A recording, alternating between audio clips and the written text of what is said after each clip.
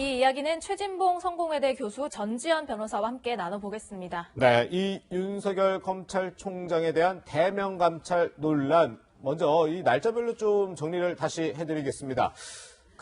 지난 16일 법무부가 일정을 잡아달라는 요청을 메신저로 전했다고 합니다. 그리고 하루 만이 17일 평검사 2명을 대검찰청으로 보냈다고 합니다. 이어서 어제인 18일에도 윤 총장에 대한 감찰 조사 진행하겠다, 이런 공문을 대검에 보냈다는 건데, 먼저 최진봉 교수님, 네.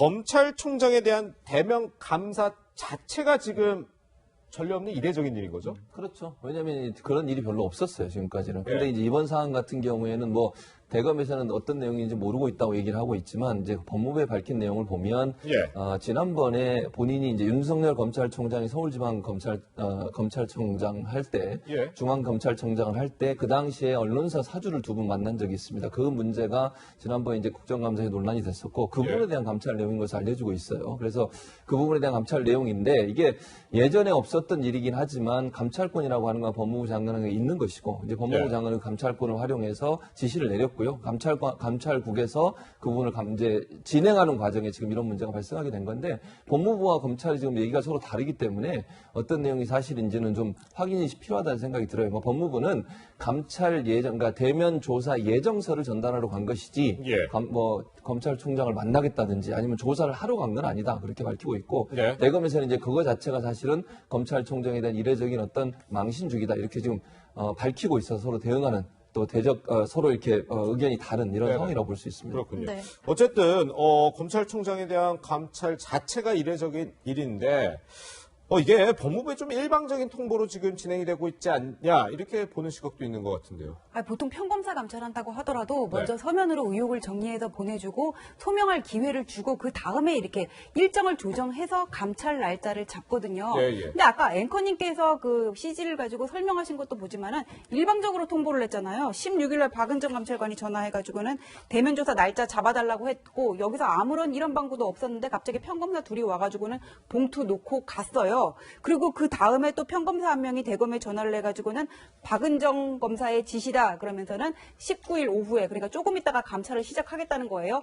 우리가 감찰을 나가겠다고 했는데 일방적인 거죠. 이쪽하고 얘기를 해가지고는 서로 뭔가 조율을 한 게 아니라 사유도 우리가 정하고 그다음에 우리가 언제 감찰을 하겠다고 했으니까는 검찰총장에 대해서 이런 적이 한 번도 없었거든요. 그러니까 지금 이게 무슨 예우 차원에서 지나치게 벗어난 것 아니냐, 이런 얘기들이 나오고 있습니다. 감찰관실에 파견된 평검사 2명이 대검에 찾아와서 이 일정을 이야기하고자 윤 총장을 직접 면담하겠다, 이렇게 했을 때가 이제 그제인 17일이었는데, 이때 윤 총장이 그러면은 먼저 말씀을 듣고 전해주겠다라고 전무건 대검 정책기획과장이 잠시 기다리라는 취지로 이야기를 했는데, 윤석열 검찰총장은 일단 입장은 조사하고 싶은 의혹을 정리해서 보내주면 충실하게 답변하겠다는 입장을 보였다고 합니다. 그런데 이 과정에서 이 방문했던 평검사 2명이 잠시 기다리라고 했는데 봉투만 남겨놓고 이후에 휴대전화도 꺼둔 상태였다라는 보도가 동아일보와 조선일보를 통해서 나왔는데, 이 부분은 어떻게 봐야 될까요? 그러니까 윤석열 총장이 조사하고 싶은 의혹을 정리해서 보내주면 충실하게 답변하겠다, 이렇게 한 거는 물론 감찰 절차에 대해서 확실한 법적인 근거가 있는 건 아니에요. 근데 이제까지 검찰 내에서 어떤 평검사를 감찰할 때도 항상 저런 식으로 해왔으니까 그렇게 하면 나도 일단 내가 할 수 있는 대로 소명을 하겠다, 그렇게 어떤 성의 표시를 한 것 같은데, 그래서 그 말을 전해주려고 나와서 보니까는 왔던 평검사 2명이 봉투만 남겨두고 사라지고 휴대전화도 꺼진 상태였다는 거 아니에요. 휴대전화를 껐다는 거는 뭔가 연락을 받기가 부담스럽다는 거고, 봉투만 남기고 사라졌다는 거는 나는 여기까지가 내 임무다, 지금 이런 걸로 보이거든요. 그래서 평검사들도 법무부에 파견돼서 지금 감찰관실에서 일을 하면서 상관의 지시를 받고 이 봉투를 전해주라 그래가지고 나왔지만은 조금 뭐 이렇게 무슨 중간에서 상당히 좀 곤란한 입장이 아니었나. 만약에 윤석열 총장이 그 평검사 2명 데리고 들어와라 그래가지고는 실제로 이렇게 맞닥뜨려가지고는 언제 감찰을 시행할 예정이니 따르십시오, 이렇게 얘기하기가 본인들로서도 상당히 부담된 상황이 아니었나, 좀 그런 생각이 듭니다. 그래서 이 봉투를 윤 총장 측에선 다시 이제 과천에 있는 법무부로 들고 갔는데, 또 거기서는 박은정 법무부 감찰 담당관이 항의하는 일이 또 있었다고 그러더라고요. 그러니까 이 얘기는 사실 이제 사실관계를 확인해야 한다고 저는 봐요. 물론 그러니까 이제 언론 보도, 언론 보도에 따르면 예. 언론 보도에 따르면 그렇게 항의를 했다고 했는데 예컨대 뭐 전무건 대검 정책기획과장이 공문 돌려주러 왔다고 하니까 당신이 검찰총장 대변이냐 이렇게 얘기를 했다고 하는데 예. 뭐 이 부분은 확인이 필요하다고 저는 봐요. 그리고 이제 그렇게까지 얘기할 필요는 없다 이런 생각이 들고 저는 다만 이제 중요한 것은 이 감찰이라고 하는 것이 물론 윤석열 검찰총장이 총장의 자리에 있기 때문에 예의를 갖추는 건 필요하죠. 근데 감찰이라고 하는 것이 상대방 의견을 다 받아줄 수 있는 건 아니잖아요. 뭔가 문제가 있어 감찰을 하겠다고 하는데 감찰을 받는 사람이 내가 이렇게 해달라 저렇게 해달라 모든 걸 다 수용할 수는 없어요. 그러니까 대검에서 요청하는 일정 부분에 수용 가능한 범위 내에 수용이 가능하지만 그래서 이런 부분은 조율이 필요하긴 하지만 감찰 대상이 되는 분이 너무 많은 걸 요구하는 것 자체도 사실은 논리적으로 맞지 않아요. 이게 무슨 협의하는 게 아니라 문제가 있다고 판단해서 감찰을 시작하는데 감찰 받는 사람이 이거 해달라 저거 해달라 이렇게 너무 많은 걸 요구하는 건 저는 바람직하지 않다고 보고 다만 검찰총장의 직이 있기 때문에 그 직에 어느 정도 업무하는데 지장을 받지 않는 범위 내에서 할 수 있도록 하는 부분은 조율이 저는 가능하다고 봅니다. 그런 부분에 대해서는 법무부와 협의가 필요하다고 보고요. 이 부분도 사실은 뭐 대검 정책기획과장이 검찰총장을 대신해서 다시 돌려 들어왔다. 그럼 그걸 받고 절차상으로 전달하면 된다고 생각해요, 저는. 예. 여기에서 만약에 진짜 여기 지금 언론을 보는 당신이 검찰총장 뭐 비서관이냐 뭐 이런 얘기를 하면서 뭐 좀 강하게 얘기했다고 하면 그거 자체는 저는 바람직한 태도는 아니라고 봐요. 그것도 예. 절차대로 받고 그 절차에 대해서 또 법무부는 절차대로 하고 이러면 된다고 저는 보거든요. 네. 그래서 이 언론 내용이 사실이라고 하면 이제 박은정 그 담당관이 했던 이 내용은 그렇게 뭐 좋은 내용이라고 보고 싶지는 않고요. 다만 모든 건 절차에 의해서 따라가면 된다 이렇게 봅니다. 네. 법무부에서 윤석열 검찰총장을 대면 조사하기 위해서 각가지 진행했던 절차들 중에서 일부가 지금 논란이 되고 있는 건데요. 17일에 대검을 찾아왔던 평검사 2명 중 1명이 어제는 또 윤 총장의 비서관에게 전화를 걸어서 윤 총장과 직접 통화를 원한다는 취지로 이야기를 했다는 거죠. 거기에서 윤석열 검찰총장의 비서관이 상관이 누구냐라고 물었을 때 이제 박은정 감찰 담당관이다.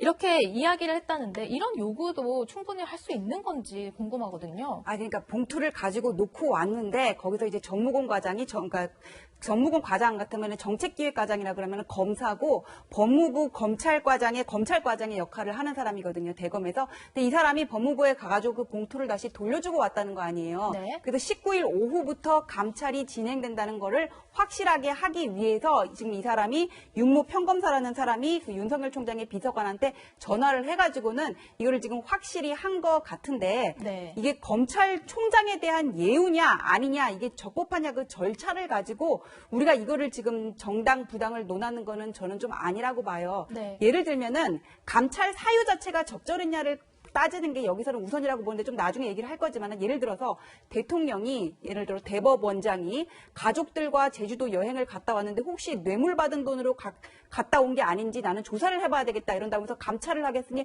수용해라 그런다면 대법원장이 그걸 그대로 받아들여야 되는 거는 아니잖아요. 그래서 저는 이 그 절차 16일 이후에 그 절차를 가지고 이게 과연 적법하냐 윤석열 총장은 잘했냐 이렇게 따지는 거는 좀 이렇게 얘기가 겉도는 게 아닐까 그런 생각이 듭니다. 네. 네. 그렇다면 이 얘기를 해봐야겠네요. 이 지금 감찰 자체를 윤석열 검찰총장에 대한 초유의 대면 감찰에 대해서 검찰 내부에서는 총장 흠집 내기다, 노골적 모욕 주기다 이런 반응들이 나오고 있다는데 두 분께 다 여쭤볼게요. 먼저 최진봉 교수님. 예. 결국 이게 윤석열 총장 사퇴 압박을 위한 추미애 장관의 감찰이다. 이 시각에 대해서 어떻게 보나요? 뭐 저는 그렇게까지는 보지는 않고요. 그게 아니다. 네. 왜냐하면 이제 아니 검찰총장이 자기가 직을 계속 유지하겠다고 얘기하고 있고 예. 또 지금 상황에서 감찰했다고 해서 당장 물러나라 이럴 수는 없어요. 물론 감찰의 결과가 예를 들면 수사에 영향을 미쳤거나 지금 제가 말씀드린 것처럼 언론사 간부를 만난 것 자체가 그냥 보기에는 부적절해 보여요. 왜냐하면 그 당시 언론사들이 수사를 받고 있는 상황이었어요. 예. 서울중앙지검장이 수사의 대상이 되고 있는 언론사의 사주를 만난 것 자체는 그 사실 자체로는 저는 문제가 있다고 봅니다. 네. 물론 그 만난 것이 어떤 내용이냐 하는 부분은 이제 수사를 통해서 또는 감찰을 통해서 나타나야 되겠죠. 그 내용이 뭔지 모르는 상황에서 제가 단정적으로 그렇다고 말씀드릴 수 없지만 그 사실 자체로 보면 검사가 이러면 수사하고 있는 검사가 수사 대상자가 되고 있는 어떤 사람을 만나서 얘기를 나눴다는 것 자체는 그 사실 자체로는 의혹이 생길 수밖에 없어요. 예. 네. 그 부분에서 감찰을 하겠다고 하는 건 이게 찍어내기까지 가겠다 이렇게 보는 건 저는 너무 앞서간다고 저는 봅니다. 네. 물론 아까 말씀드린 것처럼 검찰총장의 감찰을 통해서 뭐가 사실로 드러나거나 문제가 있는 게 발견되면 그때는 검찰총장은 의식을 감당할 수 없는 상황이 되면 본인이 알아서 선택할 문제이겠지만 네네. 지금 너무 섣불리 이 자체가 검찰총장을 찍어내거나 아니면 물러나게 하는 그런 수순으로 간다고 보지는 않습니다. 손재원 변호사님. 저는 찍어내거나 물러나는 것까지는 모르겠는데 적어도 중징계가 예상이 된다고 해가지고는 직무집행 정지까지는 갈 수 있지 않을까 좀 그런 생각이 들거든요.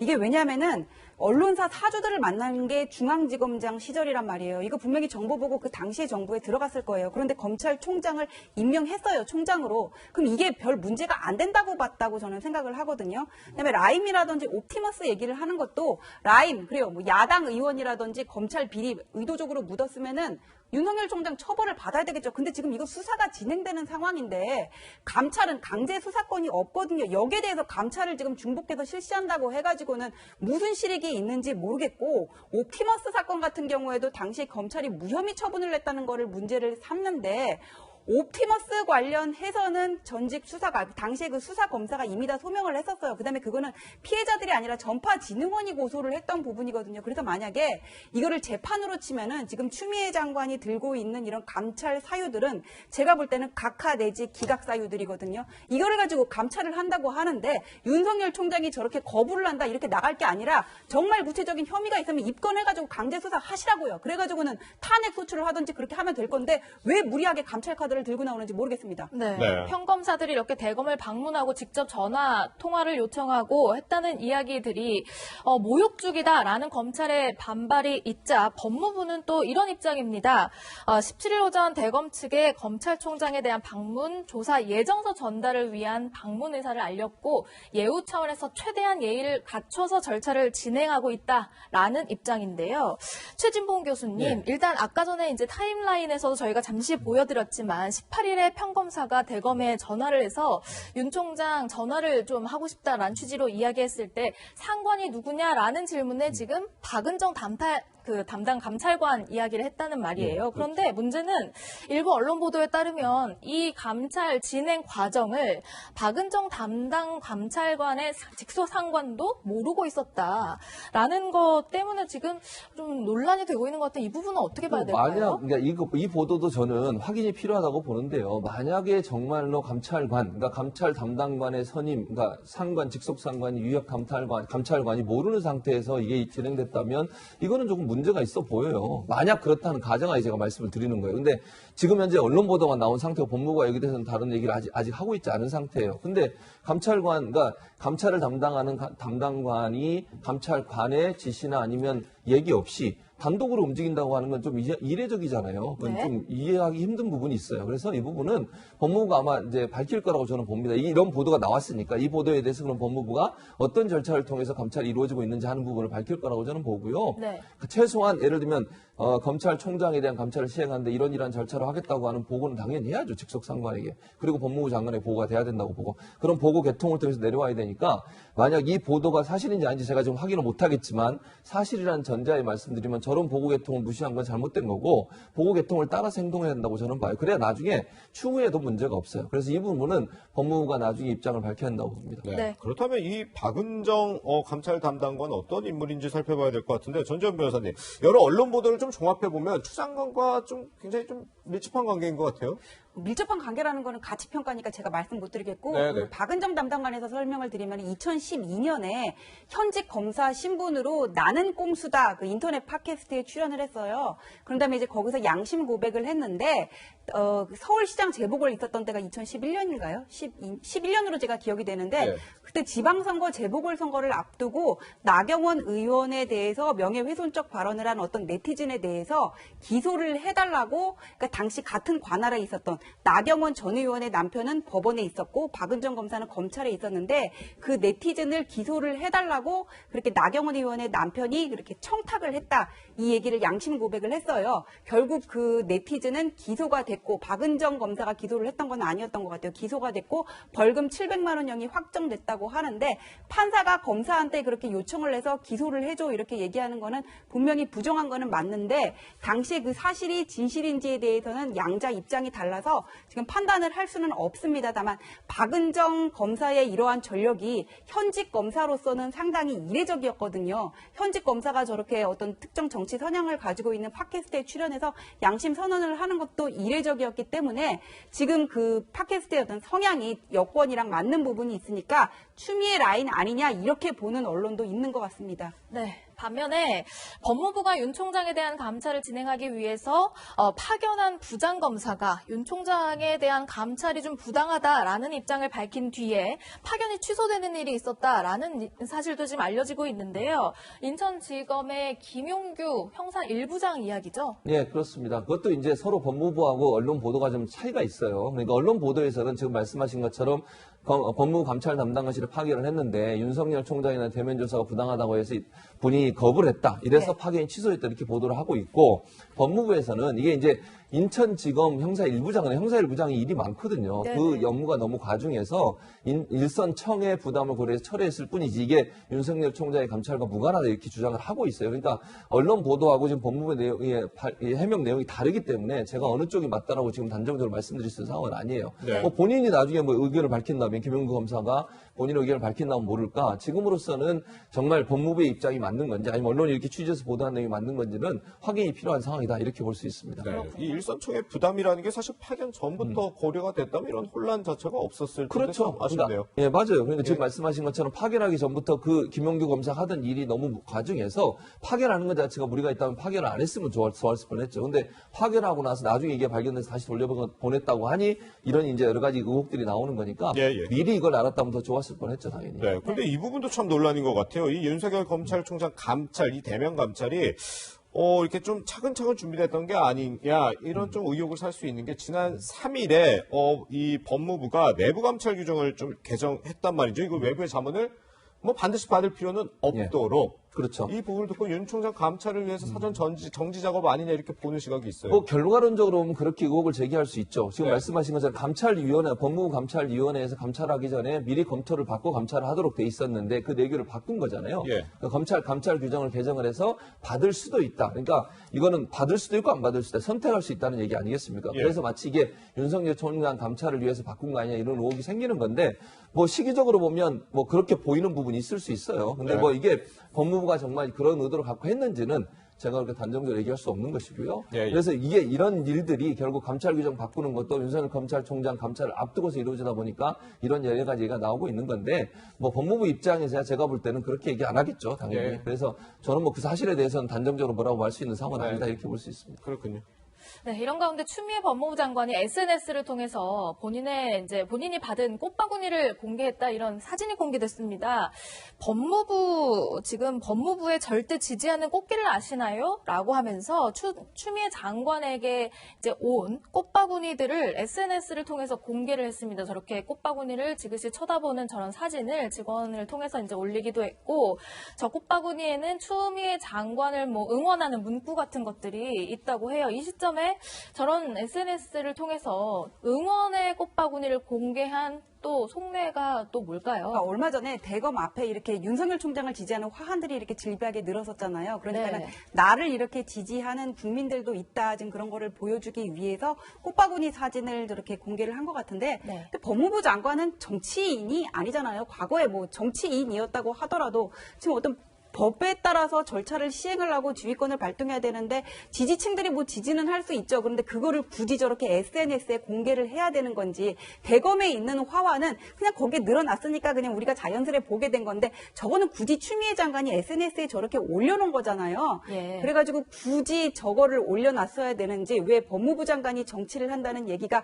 나오지 않을까 싶은데 근데 이게 문제는 뭐냐면은 이게 지금 추미애 장관은 윤석열 총장을 어떻게 탄압하는, 그러니까 이 말이 지금 정확한지는 모르겠지만은 지금 이렇게 억압하는 쪽이 돼버렸고 윤석열 총장은 혐의가 드러나지 않은 상황에서 뭔가 좀 당하는 걸로 되는 프레임이 지금 형성이 돼버렸거든요. 그래서 이거는 전체 국민들이 보기에 추미애 장관한테 별로 유리한 프레임은 아닌 걸로 보여요. 그래서 네.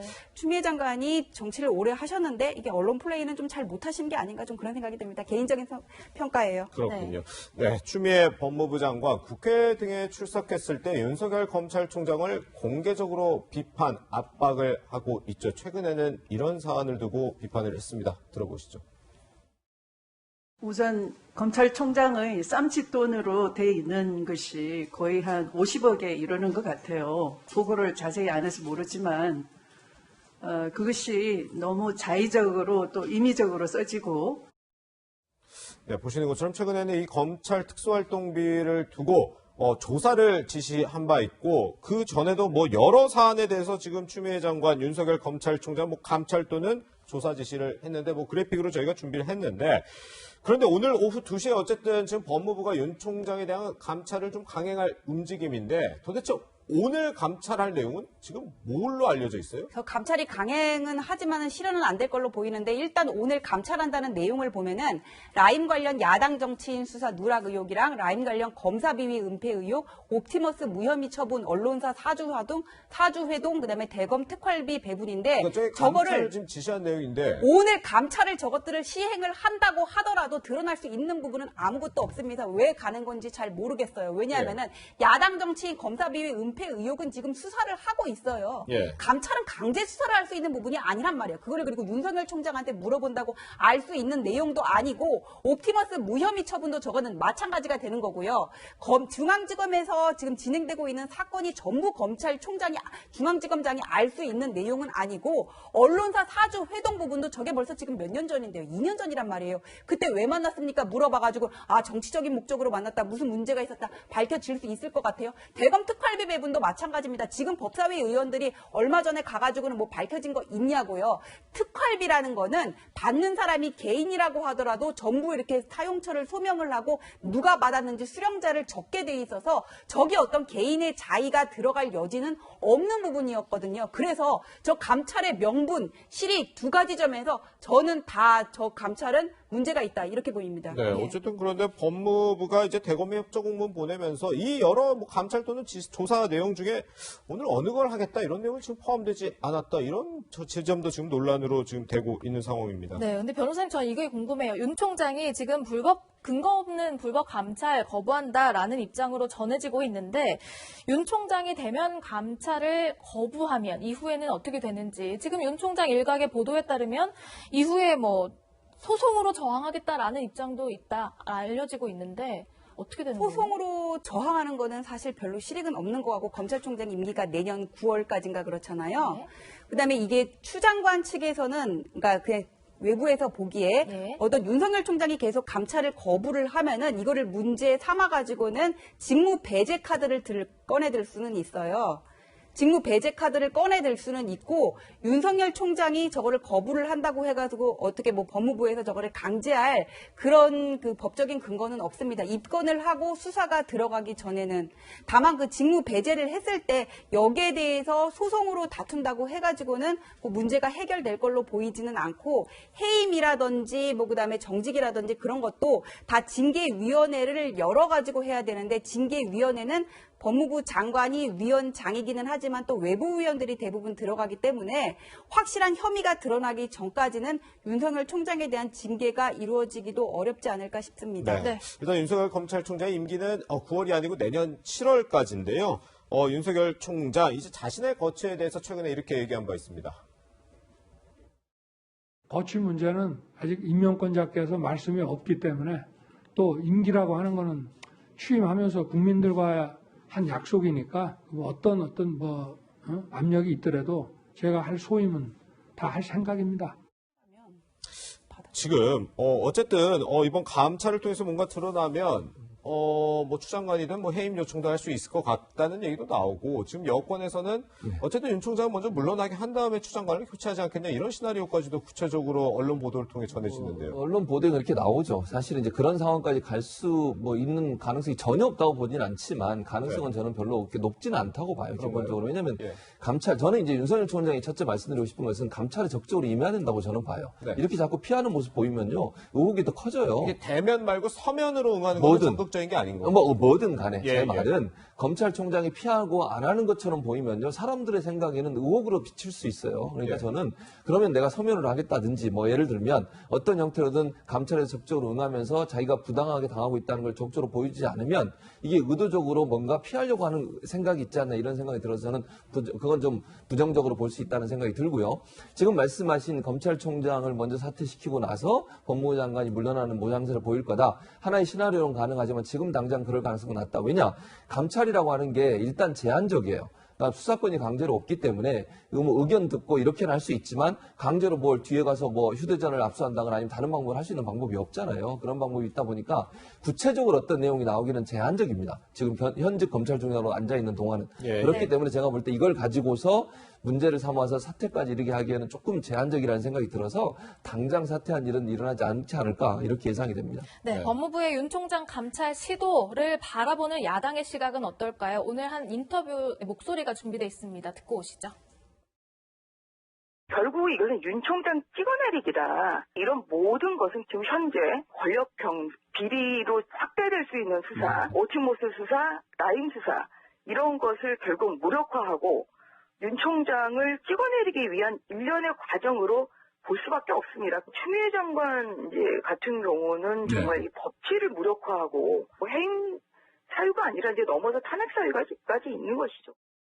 네, 일부 권력형 비리로 의혹이 이제 제기됐던 여러 수사들을 무마하려는 것 아니냐라는 의혹 제기도 있는데 어떻게 보십니까? 야당 의원의 얘기이기 때문에 저건 일종의 정치적 프레임이고 우리가 그대로 받아들일 수는 없지만 윤 총장과 현 정부의 사이가 벌어지기 시작한 게 조국 수사였거든요. 그다음에 뭐 울산함명 수사, 그다음에 윤미향, 라임, 옵티머스 하면서 갈등을 빚게 되고 이번에 감찰의 그 시작이 됐던 거는 김봉현 씨가 강기적 수석한테 뭐 누구를 통해 가지고 돈을 줬다고 하다가 그게 나중에 또 이게 번복이 되면서 옥중 서신을 빌미로 해가지고는 감찰이 지금 나오게 된 거거든요. 네네. 그래서 야당이 제기하는 저런 프레임이 전혀 근거가 없어 보이지는 않는다. 그냥 외부에서 보기에 단정하기는 어렵지만 하지만은 무리한 저렇게 감찰이라든지 어떤 찍어내기를 강행을 한다면은 그거는 결국 하나의 순도자를 탄생시킬 수가 있는 거거든요. 네. 오히려 언론 플레이에서 밀리는 것이 아닌가 좀 신중하게 생각을 해야 되겠다 그런 생각이 듭니다. 예. 네, 잠시 뒤 2시로 법무부가 예고한 대면 조사